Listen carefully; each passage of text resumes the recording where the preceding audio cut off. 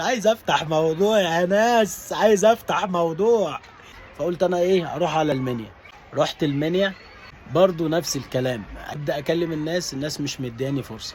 رحت بقى رايح كشك سجاير، اشتريت علبه سجاير وولعت. كل ما اجي اتكلم مع واحد يقول لي لا والله مش عايز، تعال اطلع بره نشرب سيجارتين، وانا ولا بشرب سجاير ولا نيله، بس بنفخ وخلاص.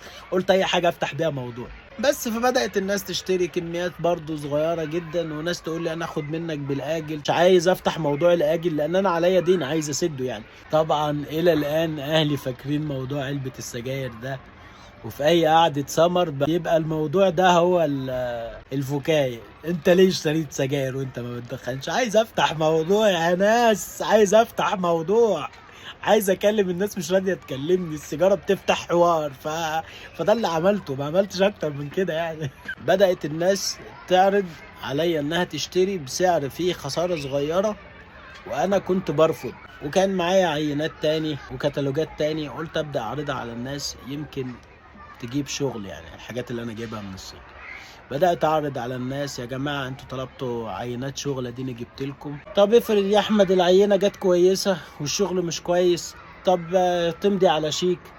طب يا احمد ما انت ما معكش فلوس. طب يا جماعه سافروا معايا. طب لا، احنا المكاتب اصلا بتعرض علينا نسافر وما بنسافرش. فاهم اللي هو البيضه ولا الفرخه. برضو حسيت ان الناس لسه مش واثقه فيا، او بمعنى اصح ناس ما صدقتش ان انا سافرت اصلا. الكروت كانت دين عليا، وامي عايزه ترجع فلوس اخويا، وانا مش عارف ارجع دول ولا اللي قبلهم ولا تكاليف التذكره. وفي يوم اخويا اللي في السعوديه اتصل بيا، يا احمد اللي انت فيه ده مش هينفع. قلت له اللي هو ايه يعني اللي مش هينفع؟ يا احمد انت كده عمال تزود ديون عليك وعمال تبوظ الدنيا. لازم تدور على شغل، لازم تشتغل. اشتغل؟